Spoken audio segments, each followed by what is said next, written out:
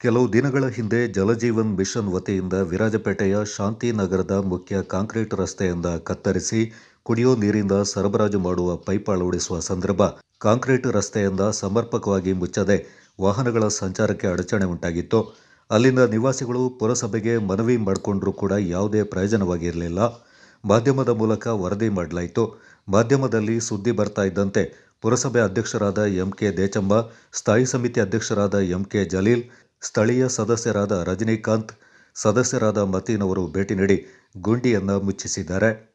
ಪಟ್ಟಣ ಪಂಚಾಯತ್ನ ಮಾಜಿ ಸದಸ್ಯರಾದ ಮುನವರ್ ಅವರು ತಕ್ಷಣ ಸ್ಪಂದಿಸಿದ ಪುರಸಭೆ ಸದಸ್ಯರಿಗೆ ಧನ್ಯವಾದ ತಿಳಿಸಿದ್ದಾರೆ.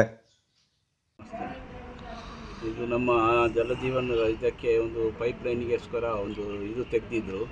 ಅದರಿಂದ ಭಾಳ ತೊಂದರೆ ಆಗಿತ್ತು, ಗುಂಡಿ ಆಗಿತ್ತು. ನಂತರ ಗಾಡಿಗಳು ಬರದೇ ತೊಂದರೆ ಇತ್ತು. ಮಾಧ್ಯಮ ಮುಖಾಂತರ ನಾನು ಒಂದು ಸಲಹೆಯನ್ನು ಕೊಟ್ಟಿದ್ದೆ.